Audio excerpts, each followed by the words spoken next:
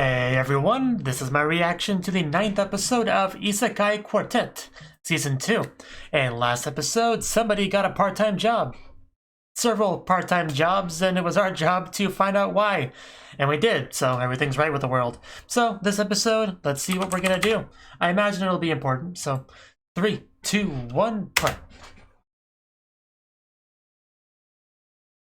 A play? You have my attention.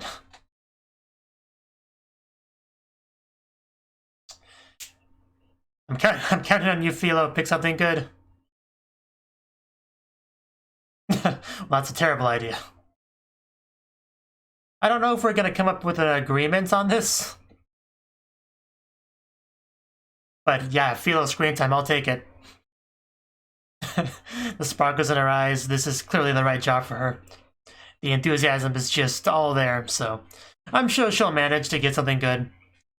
But the problem is just that, yeah, different people, different cultures, different worlds, all of us agreeing on one theme. I can't see that going well, but we'll see. If anyone can pull it off, it would be Philo.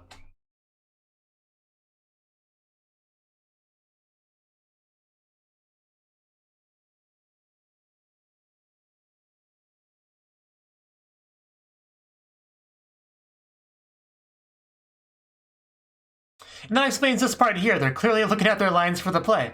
So that makes sense. In fact, they probably wear the hats in the play. That would really be an explanation for that. But yeah, that's gotta be what that part is, reading the lines. I love that part. I will always love that part. And this is probably them throwing the hats into the audience at the end of it. I'm getting things figured out. But man, a play. That, I guess, is what our actual finale is going to be. And maybe the Destroyer interrupts it partway through. And then we just roll with it like, yes, that is totally how we planned to end the playoff, destroying everything. Did you love the show, everyone? You know, it could be that sort of thing. I don't know why my mind just went in full speculation mode, but let's just get back into it. Yes. So we're starting off with these guys. He tells you when you need to know. Yes, give us ideas. Yeah, that's pretty much what I expected from the Overlord cast. Yeah, she would not agree. Oh, jeez. Oh, that poor Death Knight. Oh, that is horrible. Yes, you can be a goddess if you want to, but be nice. Not wrong. Yes. Never thought of you as a tsundere, but I guess I can kind of see it. Oh, he's back! Yay! I missed him already, so that's good. Well, that's kind of the idea. Philo on an errand, it's so cute. And now we have a full Overlord cast over here, so same idea over here.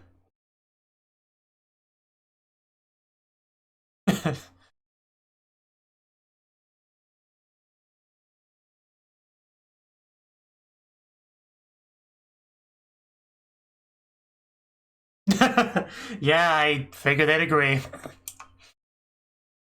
There's never going to be any disagreements over here.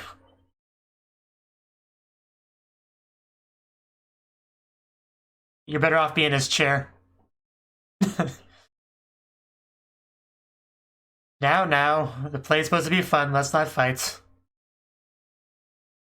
At least not with clothes on.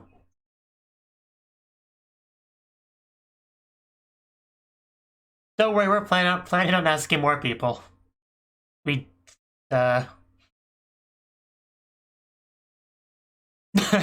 Well, if Megumin we go with her idea, we won't have a stage for very long. It was great, 9.3 out of 10. Yeah, if anything was said in there, it's not anymore.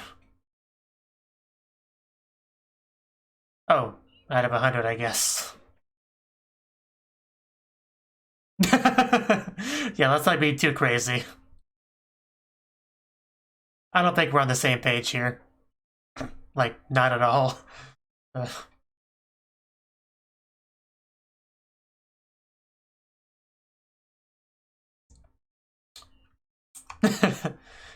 I mean, they're not that much of a mystery.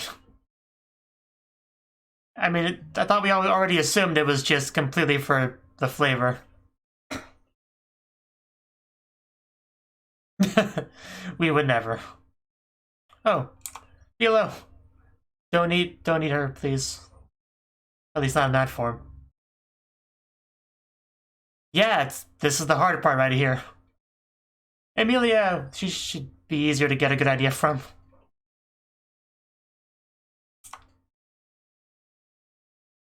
Yeah, have you seen it anywhere?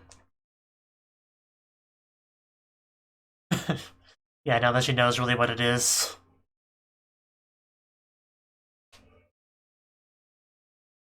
I don't know where it could be. I could have told you that would have happened, Philo. In fact, I'm pretty sure I did.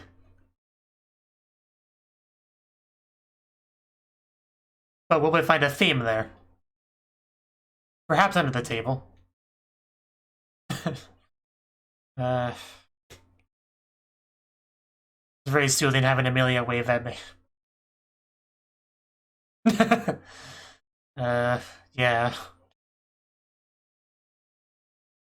Oh. Yeah, he's the teach now. Okay. Gentle fairy tales.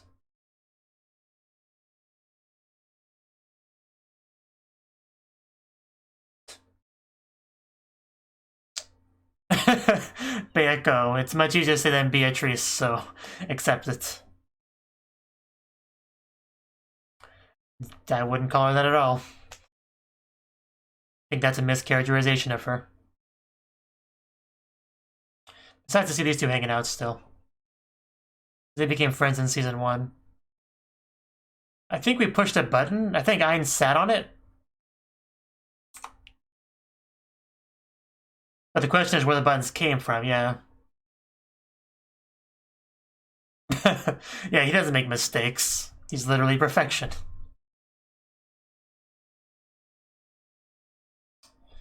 Indeed.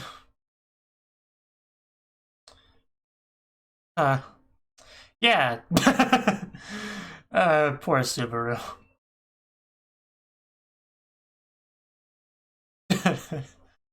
Okay, Beatrice. If we ever Cinderettes over, it's her. Oh, she just kind of whooshed in there, didn't she? Do not eat Philo, please.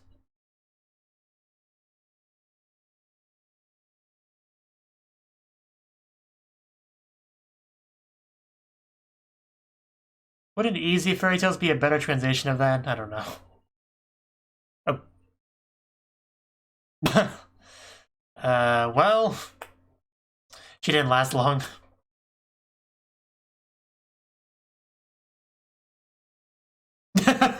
You know, that doesn't surprise me, really.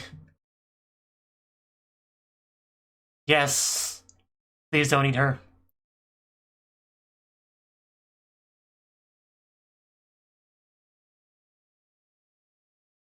Yes.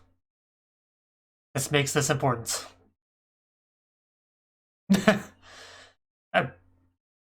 uh, Indeed.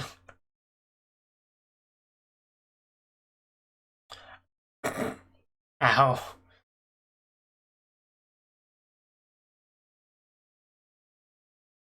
Face mark. You don't learn your lesson, do you? Or mostly just being violent. I have missed seeing her being mean to humans. That was one of my favorite bits of Overlord. When she and Irons were out there, you know, doing the adventuring stuff together.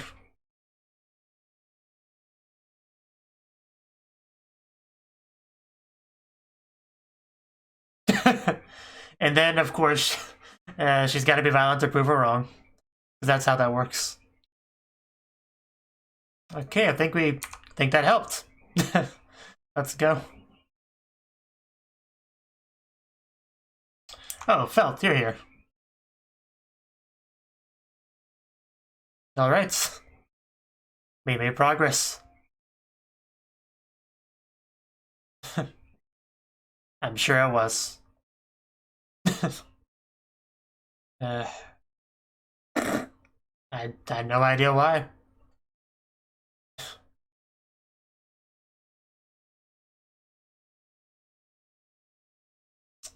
The ugly duckling, okay. This should be a fun play.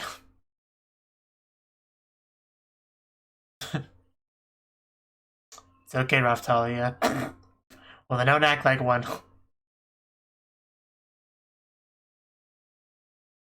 Well, that episode just zoomed on by, didn't it?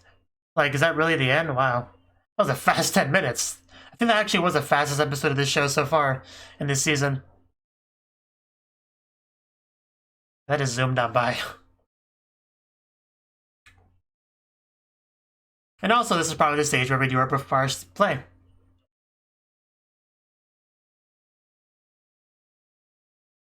I'd be amazed if they could actually do this in the actual show on an actual stage where we have the chibi forms instead of the pixely forms. That'd be great. Of course, best would be the original forms, but I'll take what I can get.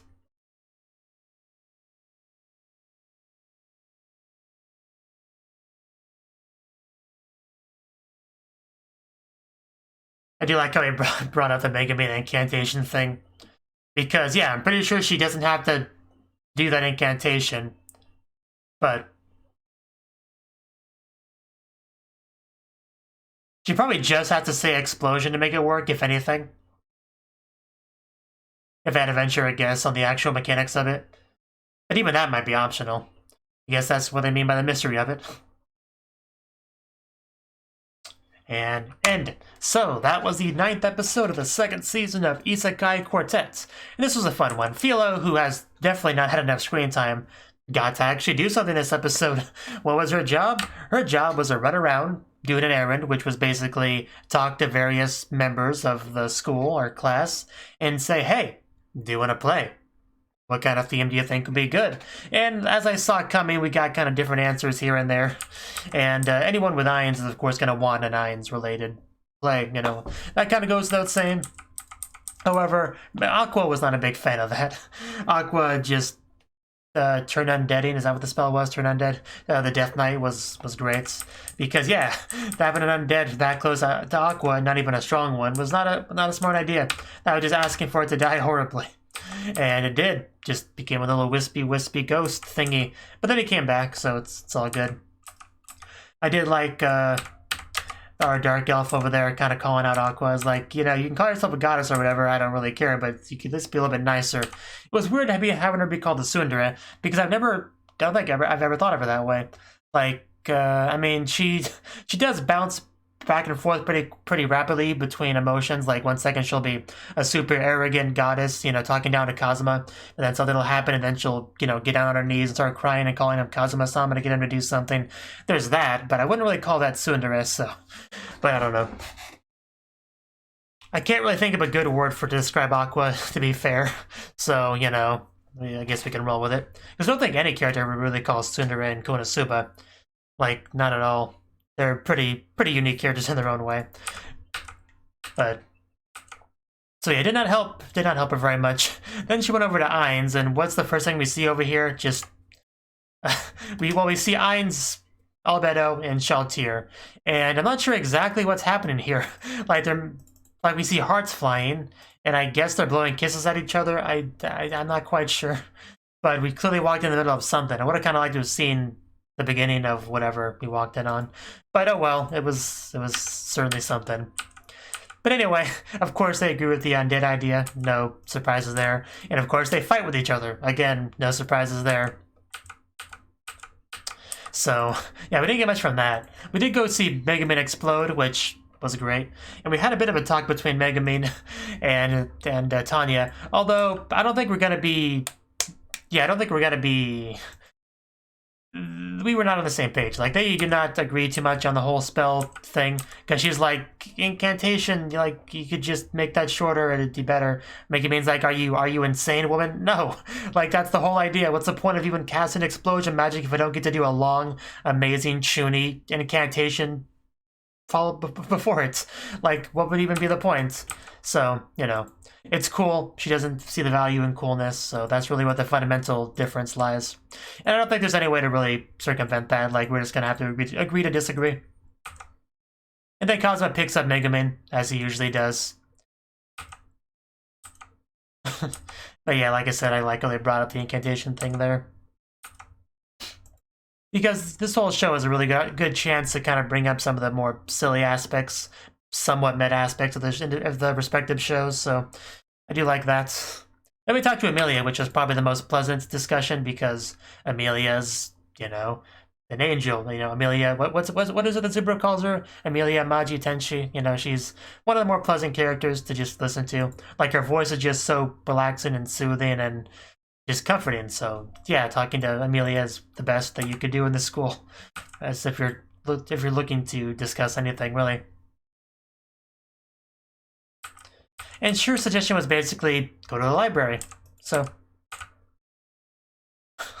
and yeah, obviously they also had to bring up the whole, yeah, Roswell always bringing up random things all of a sudden thing. But you know, what the teacher says goes, so can't complain too much. We did get a book. We got to see Mana and Beatrice in the library, and I did enjoy seeing those two, you know, interacting, because they're besties, of course, since the first season. But we had this scene here, which is a little bit weird and felt a little bit out of place in the overall episode, was something that Beatrice said here, you know, Beako. She brought up, like, how you get to the school, how they got to the school, and of course it's the button, right? But that doesn't tell us a whole lot. Like, where do the buttons come from? That's always been a big question. I didn't think they'd ever really address it in the show, and they barely addressed it here. But, you know, Mana clearly isn't questioning it too much. It's just like, Ainz, you know, Ainz did the thing and we're here now. What more do you need to know? But then Beako had a line here where she's like, it's nice to have the person you believe in right next to you. Obviously, she's implying she has a person like that. But who is she referring to? Like, when I'm trying to think of ReZero, which I haven't seen in quite a while, only thing I can think about when it comes to people that are close to Beatrice would be Puck, you know, who is at the school as well. So, I'm not really sure who she was thinking about here, because she's acting like whoever she's referring to didn't come with them, right? But Puck did. So, yeah, I'm not completely sure what she means here. Like, who she's referring to. It's obviously Subaru. She took issue when she even implied as much, so, you know. Just wanted to bring that up, because I definitely felt weird in the overall episode. Because we had that oddly serious atmosphere scene, and then just shifted right back to the silliness with Philo's fun adventure. We got to see our wolf girl, which I enjoyed. Again, a character who doesn't get enough screen time, so she was a lot of fun. She brings up the story of a poor little bird tricked by an evil man and turned into fried chicken. Yeah, just, I don't think the other Pleiadius maids approved of that. And damn, do they do a lot of violence on her in this scene. A little bit bad for her. Only like the first half, because after a certain point, she really should have known to keep quiet if she didn't want to get hit anymore. Oof. But also, yeah, just seeing her being cruel to humans because she hates humans, that was fun as well. Because, like I said, that was one of the funner parts of Overlord for me, when she and Ainz were out being adventurers together, and she had to really try to contain her animosity towards humans. I don't know, I really enjoyed that part of the story. So, getting reminded of it was quite nice. A little bit of nostalgia. We eventually decided on what to do. I guess it was the ugly duckling. So, could be a lot of fun, you know? I definitely look forward to the performance. I'm sure they can make it interesting and unique and really showcase their unique characteristics as characters in the play. So, yeah, I certainly look forward to it. Thank you for watching, and a special thanks to Cnouki and Ryan for supporting the channel. If you enjoyed this video, I hope you consider clicking the like button and leaving a comment, because that's a great and easy way to let me know that people want more. If you want to do something big to help the channel, you can support me on Patreon and get nice benefits like early access to certain videos. See you next time.